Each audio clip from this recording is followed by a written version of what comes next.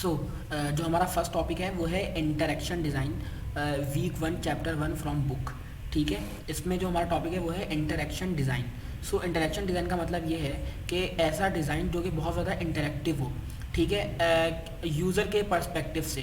क्योंकि जो भी चीज़ हम डिज़ाइन कर रहे होते हैं ना, वो कोई सॉफ्टवेयर हो, वो कोई मोबाइल एप्लीकेशन हो, वो कोई वेबसाइट हो या कोई वेब पेज हो, ठीक है, उसको यूज़ किसने करना है, हमने इस कॉन्टेक्स्ट से उसको देखना है कि उसको कौन यूज़ करेगा, ठीक है, कब यूज़ करेगा, कैसे यूज़ करेगा, किस वक्त यूज़ करेगा। इन तमाम चीज़ों को हम यूज़ करते हुए, इन तमाम चीज़ों का पर्सपेक्टिव यूज़ करते हुए हमने उस चीज़ को बनाना होता है। ठीक है, तो जब भी वो कहलाता है कि वो इंटरेक्टिव डिज़ाइन है। ठीक है, तो यहाँ पे जो इंटरेक्टिव डिज़ाइन की डेफिनेशन है वो ये है कि डिज़ाइन करना है हमने interactive product to support user. User के लिए बनाना है हमने, यूज़र की सपोर्ट के लिए बनाना है। यूज़र की सपोर्ट किस में होगी कि जिस तरीके से, जिस मैनर में वो उससे कम्युनिकेट करेगा और उससे वो इंटरेक्ट करेगा अपनी हर रोज़मर्रा की ज़िंदगी में, उस पर्टिकुलर प्रोडक्ट से, उस पर्टिकुलर डिज़ाइन से, उस पर्टिकुलर ऑब्जेक्ट से वो कम्युनिकेट करेगा, वो इंटरेक्ट करेगा। तो उसके लिए हम इतनी ईजीनेस क्रिएट कर लें, इतना एफिशिएंट यूज़ क्रिएट करें, इतनी इफेक्टिवनेस क्रिएट करें कि उसको मल्टीपल टाइम यूज़ करें तो भी उसको गिरा ना पहुँचे। ठीक है, तो वो जो डिज़ाइन होगा ना, वो जो प्रोडक्ट होगा, वो हमारे पास होगा इंटरेक्टिव डिज़ाइन। यानी कि गूगल का एक ऐसा डिज़ाइन है जिसको हम दिन में 50 दफ़ा गूगल इस्तेमाल कर रहे होते हैं। और इसी तरह अगर हम हर इंडिविजुअल का देखें तो कहता नहीं कितनी बड़ी आवाम वर्ल्ड वाइड जो गूगल यूज़ हो रहा है, क्यों? क्योंकि उसका जो डिज़ाइन है ना वो बहुत ज़्यादा इंटरेक्टिव है, तो बहुत ज़्यादा ना क्या कहते हैं, ईजी टू यूज़ है, ईजी टू हैंडल है। ठीक है, तो इस चीज़ को हमने देखना है। तो हमारा मेन गोल क्या होता है? हमारा मेन गोल यही है कि हमने जो है ना नेगेटिव एक्सपेक्ट्स को रिड्यूस करना है, यानी कि फ्रस्ट्रेशन को, एनॉयनेंस को। ठीक है, जो हमारा डिज़ाइन हो वो अनोइंग ना हो, ठीक है, फ्रस्ट्रेशन क्रिएट करने वाला ना हो। और हमने पॉजिटिव एक्सपेक्ट को इंक्रीज़ करना है, जैसे कि हमारे पास ना रिवार्डिंग नेचर हो, इन्जॉयमेंट हो, फन हो, इंगेजमेंट हो। ठीक है, और गोल ओरिएंटेड हो, यानी कि जो जिस गोल के लिए हम आए हैं ना, वो हमारा गोल जो है ना वो कंप्लीट हो जाए। ठीक है, तो इस चीज़ को हमने देखना होता है इंटरेक्टिव डिज़ाइन के अंदर। हमने क्या करना है, हमने डिज़ाइन करना है इंटरेक्टिव प्रोडक्ट को जो कि इजी हो, इफेक्टिव हो, प्लेजरेबल हो to use from user perspective. हमने असल में यूज़र के पर्सपेक्टिव को दिमाग में रखते हुए डिज़ाइन करना है प्रोडक्ट को। ठीक है, तो यहाँ पे जो यूज़र एक्सपीरियंस है ना, वो बहुत ज़्यादा मेन सेंट्रल कंसर्न है इंटरेक्टिव डिज़ाइन का। अगर इंटरेक्टिव डिज़ाइन के अंदर यूज़र एक्सपीरियंस की बात ना हो, या फिर यूज़र एक्सपीरियंस के लिए काम ना किया जाए, ठीक है, इफेक्टिव यूज़र एक्सपीरियंस के लिए काम ना किया जाए, तो वो डिज़ाइन इंटरेक्टिव डिज़ाइन नहीं कहलाएगा। ठीक है, तो यहाँ पे हमारे पास दो चीज़ों के बारे में डिफरेंशिएट किया गया है, एक है गुड डिज़ाइन और एक है बैड डिज़ाइन। गुड डिज़ाइन और बैड डिज़ाइन में क्या डिफरेंस है वो हम देखते हैं कि उसके कैरेक्टरिस्टिक्स को भी हम आइडेंटिफाई करेंगे। तो the central concern of interactive design is develop interactive product. ठीक है, हमने क्या करना है, जो सेंट्रल कंसर्न है, जो सेंट्रल गोल है, मोटिव है हमारा इंटरेक्टिव डिज़ाइन का, वो हमने एक ऐसा इंटरेक्टिव प्रोडक्ट डेवलप करना है जो कि यूज़र के लिए यूजेबल हो। ठीक है, उसके लिए इजी टू लर्न हो, इजी टू मेमोराइज हो और इफेक्टिव टू यूज़ हो। ये चीज़ तो हम बहुत दफ़ा देख चुके हैं। ठीक है, तो हम यहाँ पे इसके करेक्टरिस्टिक्स देखते हैं कि गुड डिज़ाइन क्या होता है, बैड डिज़ाइन क्या होता है। बैड डिज़ाइन वो डिज़ाइन होता है जिसको यूज़र को यूज़ करने में डिफ़िकल्टी आए, ठीक है, उसको एफिशिएंसी मुयस्सर ना आए, उसमें डिले ऑफ टाइम आ रहा हो, उसको कन्फ्यूजन हो रही हो कि मेरा नेक्स्ट स्टेप क्या होगा, उसको फीडबैक ना मिल रहा हो। ठीक है, उसको ना क्या कहते हैं, यानी कि जो भी वो गोल परफॉर्म करने आया है उस तक उसका एक जो वे बनता है ना, पूरा एक कंसिस्टेंसी क्रिएट ना हो रही हो, तो वो जो डिज़ाइन होगा ना, वो जो यूज़र को कन्फ्यूजन में डाल रहा है, वो डिज़ाइन कहलाएगा बैड डिज़ाइन। ठीक है, require you to perform multiple task for carrying a basic step. मुझे एक बेसिक स्टेप परफॉर्म करना है, जैसे कि वर्ड में मैंने वर्ड खोला हुआ है, अब मुझे एक बोल्ड का बेसिक स्टेप परफॉर्म करना है। अगर मुझे इसके लिए बहुत सारे स्टेप परफॉर्म करने पड़ रहे हो ना, तो वो जो है ना एक बैड डिज़ाइन कहलाएगा, है ना। या मुझे सर्च करना पड़ रहा हो, अब जैसे मुझे यहाँ पे ना, मुझे अगर कोई चीज़ सर्च करनी पड़ रही है मेलिंग में जाकर, मेलिंग के अंदर कोई कॉन्सेप्ट पड़ा हुआ है, कोई पता नहीं क्या, ये स्टार्ट मेल लेटर, ये अगर मैं एक बात कर रहा हूँ, अगर कोई ऐसी चीज़ जो बिल्कुल बेसिक हो और उसको ढूंढना पड़ रहा हो, मुझे सर्च करना पड़ रहा हो, ठीक है, तो वो जो है ना वो बैड डिज़ाइन के अंदर आएगी। और गुड डिज़ाइन इसके मुकाबले में क्या होता है, गुड डिज़ाइन जो है ना, एक ही स्टेप के अंदर आपका कोर टास्क परफॉर्म हो रहा हो, यानी कि आपका जो कोर मेन टास्क है ना, वो सामने सामने रखा हुआ, वो उसका जो काम करने का स्टेप्स हो ना वो बहुत कम हो या वो इजी हो। ठीक है, ताकि यूज़र के समझ में आए, प्लीजिंग हो, इंजॉयबल टू यूज़ हो। ठीक है, और डिज़ाइन बहुत ज़्यादा सिंपल हो। अब हमने देखा ना गूगल का डिज़ाइन कितना इजी है, गूगल डिज़ाइन हमारा, गूगल का जो डिज़ाइन है वो बहुत इजी है। देखो मतलब कोई बहुत ज़्यादा ना क्या कहते हैं इंटरेक्शन के लिए उसने इतना इजी इंटरफेस क्रिएट किया है कि यूज़र जो है ना हर तरह से सेटिस्फाइंग और रिवार्डिंग और ना गोल ओरिएंटेड एक प्रोडक्ट बनाया है। ठीक है, तो ये गुड और बैड डिज़ाइन के करेक्टरिस्टिक्स थे। ठीक है, एग्जाम्पल यहाँ पे हमें क्या बताई जा रही है कि वर्स्ट डिज़ाइन हमारे पास वॉइस मेल सिस्टम है जो कि हम होटल्स वगैरह में यूज़ करते हैं, तो उसको यूज़ करना बहुत ज़्यादा, इसका डिज़ाइन इतना वर्स्ट होता है कि कौन से मैसेजेस आ रहे हैं, कितने मैसेजेस रखे हुए हैं, कितनी कॉल्स हैं, कॉल्स करने के लिए कैसे हम किस चीज़ को प्रेस करें, कोई फीडबैक नहीं है, कोई जो है ना डिज़ाइन इंटरेक्टिव नहीं है। अगर वो चले अगर पढ़ा लिखा होगा तो वो उसको बहुत ज़्यादा डिफिकल्टी यूज़ करके महसूस कर लेगा, यूज़ कर लेगा। लेकिन अगर कोई ऐसा इलिटरेट बंदा हो जिसको नहीं समझ में आओ, जो टेक्निकल ना हो, तो उसके लिए तो बहुत ज़्यादा मसला है। और गुड डिज़ाइन एक डिज़ाइन था जिसको हम फ़ोन आंसरिंग मशीन कहते थे, वो बहुत बेहतरीन ओल्ड एप्लीकेशन थी लेकिन बहुत अच्छी थी, जिसमें हम ना क्या कहते थे जिसको हम मार्बल आंसरिंग मशीन के नाम से कहते थे। तो उसमें होता क्या था कि उसमें जो डिज़ाइन था ना वो बहुत ज़्यादा ना इंटरेक्टिव था, उसमें हर चीज़ जो बिल्कुल सामने सामने रखी हुई होती थी, आपको सिर्फ और सिर्फ उस पर जो है ना काम करना है, यानी कि एक जो बच्चा होगा ना वो भी इसको यूज़ कर लेगा, उसका डिज़ाइन इतना इंटरेक्टिव था। तो ये जो है दो एग्जाम्पल थी गुड और बैड डिज़ाइन की। तो हमारे पास मसला क्या होता है कि हमने डिज़ाइन जो है ना, डिज़ाइन क्या है, यानी कि हमने डिज़ाइन क्या करना है और डिज़ाइन क्यों करना है, इस चीज़ को देखते हैं कि जब हम डिज़ाइनिंग की बात कर रहे होते हैं ना, तो जब भी हम इंटरेक्टिव डिज़ाइनिंग की बात कर रहे होते हैं तो उसमें कुछ चीज़ों की रिक्वायरमेंट होती है। वो क्या है कि who is going to be use, यानी कि कौन यूज़ करने वाला है, यानी यूज़र को यूज़र सेंट्रिक होना चाहिए। ठीक है, यानी कि यूज़र कौन है उसको आइडेंटिफाई करना है। ठीक है, where and how they are going to be use, उस पर्टिकुलर डिज़ाइन को उसको हमने कहाँ पे यूज़ करना है, कब यूज़ करना है। ठीक है, when they are going to be use, वही बात हो गई कि कैसे कब कहाँ उसको यूज़ करना है। उस पर्सपेक्टिव से डिज़ाइन की जो डिज़ाइन का लेआउट है ना, उस पर्सपेक्टिव से डिज़ाइन किया जाएगा। Understand what kind of activity people are doing while interacting with the product. ठीक है, यानी कि जब उस प्रोडक्ट से, उस डिज़ाइन से वो इंटरेक्ट कर रहे होंगे लोग, तो वो क्या एक्टिविटी परफॉर्म कर रहे होंगे या वो किस एक्टिविटी को परफॉर्म करके इसके पास आएंगे। ठीक है, तो इस चीज़ को हमने क्या कहते हैं मद्देनज़र रखना है जब भी हम कोई डिज़ाइनिंग की बात करते हैं। ठीक है, तो यहाँ पे कुछ पॉइंट है वो देख लेंगे हम।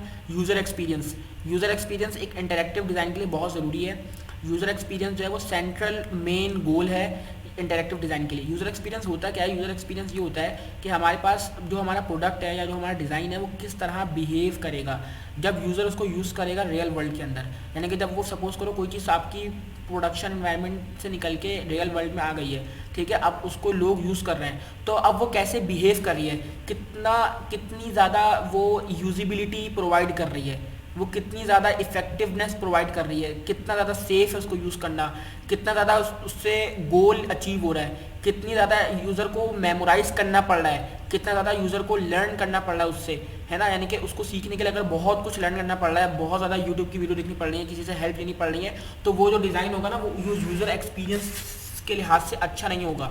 ठीक है, अगर वो सेफ नहीं होगा, ठीक है, अगर सपोज करें अगर यहाँ पे देखें मैं इसको कट करता हूँ, ठीक है, तो मुझे ये पॉपअप देता है, ठीक है, मुझे पॉपअप देगा कि भाई आप अगर आपने सेव नहीं किया, अभी तो मैंने सेव किया हुआ है, अगर आपने सेव नहीं किया तो मुझे ये पॉपअप देता है, ठीक है, कि आप do you really want to क्या कहते हैं एग्जिट इट।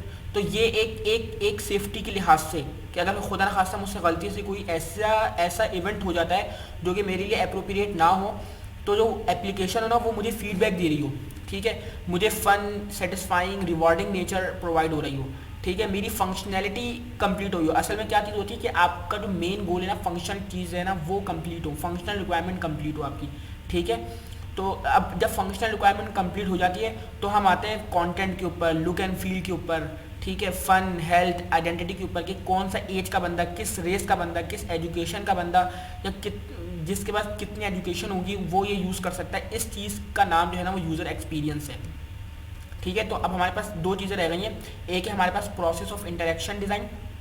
वो कौन से प्रोसेस हैं जब हम इंटरेक्शन डिज़ाइन कर रहे होते हैं, उन प्रोसेसेस को, उन प्रोसीजर्स से गुजर के हमें डिज़ाइन जो है वो बनता है हमारा। तो पहला क्या, हमने पहले नीड, रिक्वायरमेंट, वांट को स्टैब्लिश करना है, ठीक है, यानी कि उस प्रोडक्ट को बनाने के लिए कौन कौन सी रिक्वायरमेंट है, कौन कौन सी नीड है, कौन कौन सी चीज़ें जिनको हमने यूज़र के पर्सपेक्टिव के लिए कंसिडर करना है, ठीक है। फिर हम क्या करते हैं, ऑल्टरनेटिव डिज़ाइन करते हैं, यानी कि उससे ऑल्टरनेटिव क्या हो सकता है। आप सपोज करें मुझे एक वो मिली, क्या कहते हैं, रिक्वायरमेंट कि भाई आपने एक ऐसी एप्लीकेशन बनानी है जिसमें आप ना फाइल शेयर कर सकते हैं, अपलोड कर सकते हैं, व्यू कर सकते हैं, ठीक है, इमेजेस अपलोड कर सकते हैं, वीडियोज़ अपलोड कर सकते हैं, ठीक है। आपने एक ऐसी एप्लीकेशन बनानी है, बहुत इंटरेक्टिव होनी चाहिए। तो पहले ना मैं डायरेक्टली जो है ना, या मैं डायरेक्टली ये ना करूँ कि मैं ना आर्किटेक्चर डिज़ाइन करने लग जाऊँ, या फिर मैं डायरेक्टली कोडिंग करने लग जाऊँ, या डायरेक्टली मैं डिज़ाइन बनाना शुरू कर दूँ। नहीं, ये स्टेप सही नहीं है। आपने पहले उससे रिलेटेड सर्च करना है, ठीक है। क्या ऐसा एग्जिस्टिंग प्रोडक्ट मौजूद है मार्केट के अंदर? नहीं है। जैसे ड्रॉपबॉक्स इस जैसा प्रोडक्ट मौजूद है, तो वो बंदा जो है वो मुझसे ऐसी एप्लीकेशन क्यों बनवाना चाह रहा है, ड्रॉपबॉक्स में ऐसी क्या गलती है या क्या मिस्टेक है, या ऐसा क्या फीचर है जो गलत है जिसकी वजह से मुझे ये प्रोडक्ट बनाना चाहिए, और इस प्रोडक्ट में मुझे वो फीचर जो एब्सेंट फीचर है वो डालना चाहिए, है ना। तो ये चीज़ जो है ना, इस चीज़ को बोलते हैं डिज़ाइन ऑल्टरनेटिव। और फिर आपने उसकी प्रोटोटाइपिंग करनी है, ठीक है। अगर प्रोटोटाइपिंग का मकसद क्या होगा कि आप रफ स्केचेस बना लोगे, उसके रफ डिज़ाइन स्केचेस बना लोगे और यूज़र से एग्री करवाओगे कि आप यही चाहते हो, ठीक है। क्योंकि प्रोटोटाइपिंग को चेंज करना आसान हो जाता है। अगर आप बाकायदा डेवलपमेंट के बाद पूरा आपने कोड कर लिया, आपने बाकायदा पूरा उस पर टेस्टिंग कर ली, फिर यूज़र ने कहा कि नहीं मुझे तो ये नहीं चाहिए था, ये चाहिए था, अगर चेंज मैनेजमेंट आ गई तो उसके लिए प्रोटोटाइपिंग बहुत अहम है। फिर आप उसको इवेल्युएट करते हो, टेस्टिंग करते हो उस पर।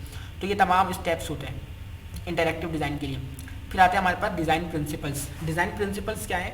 डिज़ाइन प्रिंसिपल वो प्रिंसिपल होते हैं जो कि डिज़ाइनर को या फिर डेवलपमेंट क्या कहते हैं, एनवायरनमेंट को कंसीडर करने पड़ते हैं या यूज़ करने पड़ते हैं ताकि वो यूज़र एक्सपीरियंस को अचीव कर सकें, ठीक है। Use by the interaction designers to help them while designing of user experience. जब भी आप यूज़र एक्सपीरियंस के ऊपर डिज़ाइन कर रहे होते हो ना, यानी कि ऐसा प्रोडक्ट जो कि यूज़र एक्सपीरियंस हाई लेवल का यूज़र एक्सपीरियंस आपको प्रोवाइड करें, ठीक है, तो आपको ये प्रिंसिपल जो है वो दिमाग में रखने पड़ते हैं। अगर सपोज करें गूगल एक बहुत अच्छा एक्सपीरियंस देता है यूज़र को ना, क्योंकि जब इसको मल्टीपल लोग यूज़ कर रहे हैं, तो जब इसमें वो तमाम प्रिंसिपल मौजूद होंगे जो कि ये प्रिंसिपल लिखे हुए हैं, ठीक है। और आप इसको नोट भी करेंगे कि हाँ ये प्रिंसिपल मौजूद हैं। फीडबैक, पहला प्रिंसिपल है फीडबैक, ठीक है। To know that what to do next in their task, यानी कि आपको ये बताया जाता है आपको कि आप जो है जब आप एक टास्क परफॉर्म कर लोगे तो आपके पास नेक्स्ट टास्क क्या आएगा या नेक्स्ट स्टेप क्या आएगा, ठीक है। यानी गूगल पे अगर मैं कोई चीज़ लिखता हूँ, ठीक है, और मुझे वो नहीं पता होती कि नेक्स्ट स्टेप मुझे क्या करना है या मैं कहाँ जाऊँ तो मेरा गोल अचीव हो जाए, ठीक है, तो वो होगा कि उसमें फीडबैक मौजूद नहीं है। फीडबैक का मतलब ये होता है कि यूज़र की हेल्प के लिए, यूज़र की असिस्ट के लिए यूज़र को ऐड किया जाए कि भाई ये स्टेप है, फिर ये स्टेप है, फिर ये स्टेप है, एक कंसिस्टेंसी चल रही हो, ठीक है, एक ना पूरा फ्लो चल रहा हो, तो उसको बोलते हैं फीडबैक, ठीक है। फाइंडेबिलिटी का मतलब क्या है कि यूज़र को ना कोई चीज़ तलाश ना करनी पड़े, सब चीज़ें जो है ना वो बहुत इजी स्टेप के साथ सामने रखी हुई हूँ। ये भी ना हो कि रश लगा हुआ हो, है ना, ऐसा इंटरफेस हो जो कि तमाम चीज़ें मौजूद भी हो लेकिन वो बहुत ज़्यादा ना सोफिस्टिकेटेड अंदाज में रखी हुई हूँ, ठीक है। फाइंडेबिलिटी का मतलब क्या है? Object is easy to discover and locate. ये ना हो कि मुझे किसी ऑब्जेक्ट को तलाश करने के लिए बहुत सारे स्टेप परफॉर्म करने हो, उसकी लोकेशन और उसकी डिस्कवरी के लिए इजीनेस क्रिएट हो मेरे लिए ना। विजिबिलिटी का मतलब क्या है कि मेरे पास द फंक्शन और operation should be highly visible. जो मेन फंक्शंस हैं, जो मेन ऑपरेशंस हैं वो मेरे सामने रखे हुए, जैसे कि होम टैब है, होम टैब में तमाम मेन फंक्शन मेरे सामने रखे हुए हैं, ठीक है। फर्स्ट ऑफ ऑल आप होम फंक्शन ही ओपन करते हो क्योंकि होम फंक्शन में आपके पास फॉन्ट, पैराग्राफ, स्टाइल, जो मेन फंक्शन आपने रिपीटेडली यूज़ करना है ना, वो आपके पास होम टैब में रखे हुए होते हैं। तो उन्होंने मेन फंक्शन जो है उनकी विजिबिलिटी हाई की हुई है। इसी तरह गूगल में जो मेन है, जैसे आपने यहाँ से लॉगिन करना है, ये मेन फंक्शन है, ठीक है। आपने ऐप्स को फाइंड करना है, इमेजेस, जीमेल और सर्च इंजन जो कि सबसे मेन है, वो उन्होंने बिल्कुल सामने रखा हुआ है ताकि विजिबिलिटी हाई हो, क्योंकि असल मकसद क्या है कि आप ये एक सर्च इंजन है, तो आपने सर्च वाली चीज़ को बिल्कुल सामने रखा हुआ है ताकि यूज़र का जो डायरेक्शन हो, लोकेशन हो, उसको फाइंड ये नहीं कहो कि मैं सर्च मुझे ढूंढना पड़े, मुझे सर्च कहाँ करना है, तो ये वाली बात होगी, ठीक है। दूसरा क्या है?